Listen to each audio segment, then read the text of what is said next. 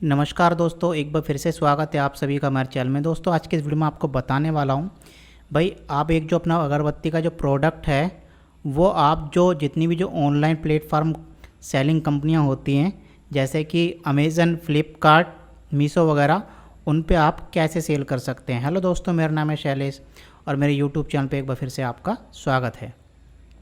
तो देखिए, जितनी बड़ी बड़ी जो कंपनियाँ होती हैं वो अपने जो प्रोडक्ट को रिटेल में, जितनी भी जो ऑनलाइन जो कंपनियां होती हैं जैसे कि फ्लिपकार्ट, अमेज़न, मीशो या जियो मार्ट, तो दोस्तों उन पे जितनी जो बड़ी बड़ी कंपनियां होती हैं वो रिटेल में अपने प्रोडक्ट सेल करती हैं। तो वैसे ही उनकी तरह ही आप भी जो अपने प्रोडक्ट हैं वो सेल कर सकते हैं। तो अपना प्रोडक्ट को दोस्तों लिस्ट करने के लिए वहाँ पर किस किस चीज़ों की रिक्वायरमेंट होती है तो वो मैं दोस्तों आपको इस वीडियो में बताने वाला हूँ। और साथ ही साथ दोस्तों मैं आपको बताऊंगा कि जो मेरा खुद का जो एक्सपीरियंस है अमेज़न प्लस फ्लिपकार्ट पे सेल करने का, वो भी मैं आपको बताने वाला हूँ और वो गलती आपको बताने वाला हूँ जो मैंने की थी वो आप नहीं करेंगे। तो देखिए, सबसे पहले अगर आप अमेज़न और फ्लिपकार्ट पे सेल करना चाहते हैं तो आपके पास में जीएसटी नंबर होना अनिवार्य है, क्योंकि बिना जीएसटी बिल के दोस्तों अमेज़न और फ्लिपकार्ट पे आप सेल नहीं कर सकते हैं। क्योंकि अधिकतर आपने देखा होगा कि जब भी आप कोई प्रोडक्ट खरीदते हैं तो वहाँ पर ऑप्शन आता है कि अगर आपको इसका जीएसटी इनवॉइस डाउनलोड करना है तो वो भी आप उसके साथ में कर सकते हैं। तो ऐसे कंडीशन में अगर आपसे कोई प्रोडक्ट खरीदेगा तो आप के पास में भी जो जीएसटी बिल है वो होना ज़रूरी है। तो देखिए, कुछ ऐसी चीज़ें होती हैं जो कि जीएसटी एग्जेम्प्टेड होती हैं, तो वो ज़रूर आप अगर आप उनका बिजनेस करते हैं तो वो वहाँ पर आप बिना जीएसटी के सेल कर सकते हैं, यानी उस कंडीशन में आपको जीएसटी नंबर लेने की ज़रूरत नहीं है।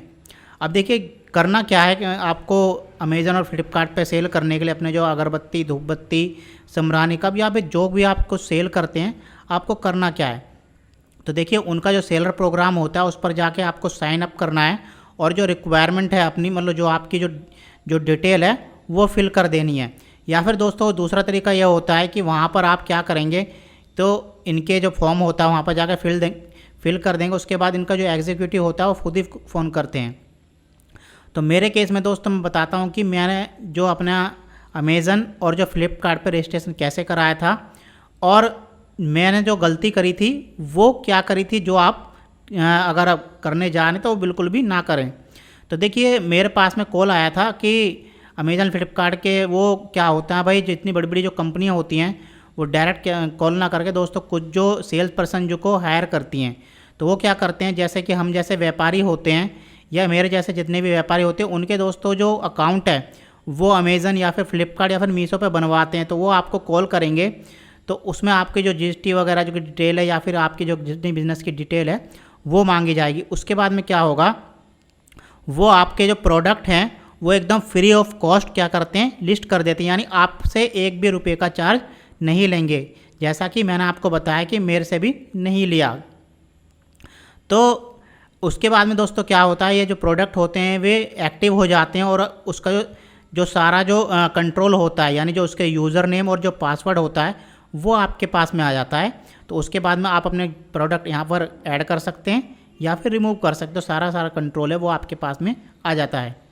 अब देखिए, मैं आपको बताना चाहूँगा कि जो मैंने गलती करी थी वो आप नहीं करेंगे। देखिए कि जब मैं अपने प्रोडक्ट जितने भी थे मैंने अमेज़न पे लिस्ट किए थे, सॉरी उस पर फ्लिपकार्ट पे लिस्ट किए थे, अमेज़न पे भी किए थे। तो अमेज़न और फ्लिपकार्ट पे प्रोडक्ट लिस्ट करने के बाद में दोस्तों आप यकीन नहीं मानेंगे कि मेरी जो सेल है, मतलब रोज़ाना की सेल में बता रहा हूँ दोस्तों, कम से कम 20 से लेके 25% जो सेल है अमेज़न फ्लिपकार्ट से बढ़ गई थी। तो भाई उसके बाद में दोस्तों मैंने जो मेरे पास में क्या रहता था कि मेरे पास में जो उन ऑर्डर को डिलीवर करने के लिए समय भी नहीं रहता था। तो ऐसे में क्या होता था कि जो ऑर्डर वगैरह हैं, ठीक है, वो मेरे पास में सही समय पर डिलीवर नहीं हो पाते थे, या फिर मैं यूँ कहूँ कि जो फ्लिपकार्ट वाले एग्जीक्यूटिव होते थे वो सही समय पर डिलीवर नहीं कर पाते, जिसके कारण से मेरे जो जितने फ्लिपकार्ट वगैरह के जो कस्टमर थे वो मतलब जो ऑर्डर वगैरह वो कैंसिल कर देते थे। तो भाई आपको वो गलती नहीं करना है, क्योंकि मेरे पास समय का अभाव था, ठीक है, इसीलिए मैं जो उनके जो ऑर्डर हैं वो फुलफ़िल नहीं कर पाता था। क्यों? क्योंकि मैं अकेला पर्सन था और इसमें दोस्तों आपको जानते हैं कि इसमें एक टीम वगैरह की ज़रूरत होती है, यानी आपको एक सिस्टम वगैरह भी रखना पड़ेगा, क्योंकि इसमें आप जानते हैं मैनुअल बिल नहीं चलते, इसमें कंप्यूटराइज बिल चलते हैं। तो पहले मेरे पास में सब सिस्टम नहीं था, बल्कि मैं एक तरह से मैं आपको बताना चाहता हूँ कि भाई मैं इन सब झंझटों से बचना भी चाहता था, इसलिए मैंने जो फ्लिपकार्ट और अमेजन से दूरी बना ली। जबकि मेरे पास में जो फ्लिपकार्ट और अमेजन से जो सेल थी 20 से लेकर 25% बढ़ रही थी। तो देखिए रोज़ाना ही मेरे पास में कम से कम 4 से लेकर 5 जो ऑर्डर थे वो फ्लिपकार्ट से आते रहते थे, पर मैंने इस तरफ ज़्यादा ध्यान नहीं दिया, क्योंकि मैं इस फील्ड की तरफ जाना ही नहीं चाहता। मैं दरअसल अपना जो प्रोडक्ट है अमेजॉन और फ्लिपकार्ट पे सेल नहीं करना चाहता था। अब मैं इसका दूसरा रीज़न भी बताऊंगा मैं ऐसा क्यों कह रहा हूँ, क्योंकि दोस्तों जो इसका मार्जिन होता है वो बहुत ही, जो ऐसा मान के चलिए जो अमेजॉन और फ्लिपकार्ट वाले होते हैं बहुत ज़्यादा आपसे मार्जिन लेते हैं, जबकि आपको प्रोडक्ट का जो रेट है वो तय करने की जो आज़ादी होती है। पर अगर आप ज़्यादा रेट तय कर देते हैं तो जितनी भी जो बड़ी बड़ी कंपनियाँ उनके रेट के कंपैरिजन में आपका प्रोडक्ट स्टैंड नहीं करता है। तो इसीलिए दोस्तों मेरा जो मन है धीरे धीरे हटता गया, ठीक है। इसलिए एक समय ऐसा आया कि मैंने अमेजन और फ्लिपकार्ट पर जो अपने प्रोडक्ट हैं वो सेल करने बंद कर दिए। अगर आप चाहें तो अमेजन और फ्लिपकार्ट पर जो मेरे जो प्रोडक्ट हैं आप देख सकते हैं, वो लिस्ट वगैरह भी हैं। तो फिलहाल मैं अमेजन और फ्लिपकार्ट पर सेल नहीं करता हूँ। तो मैं आपको बताऊं कि भाई अगर आप अमेजन और फ्लिपकार्ट पर सेल करना चाह रहे हैं तो सबसे पहले आपको जीएसटी नंबर होना चाहिए। दूसरा, आपका जो बिल होना चाहिए वो कंप्यूटराइज होना चाहिए, यानी आपको हाथ से लिखा हुआ बिल नहीं चलता है। तीसरा, आपको जो ऑर्डर वगैरह है वो तैयार करने के लिए, मतलब तैयार आपके पास में स्टॉक होना चाहिए। ऐसा नहीं कि आपके पास में स्टॉक ही नहीं है और वहाँ पर जो फ्लिपकार्ट या अमेज़न के कस्टमर ने वहाँ पर ऑर्डर कर दिया और आप डिलीवर नहीं कर पाए। तो ये थी दोस्तों जो मैंने आपको बताई, भाई जो गलतियाँ हैं आपको नहीं करनी है, मैंने करी, ठीक है। मैं कहूँगा समय के अभाव के कारण करी, ठीक है। मेरा मन भी नहीं था इन पर सेल करने का।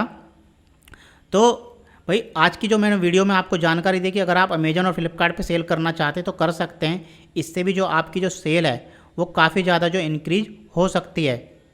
और साथ ही साथ दोस्तों मैं आपको बताता चलूँ कि इसके अलावा वो और भी जो प्रोडक्ट हैं और भी जो आपके प्लेटफॉर्म हैं उन पे आप सेल कर सकते हैं।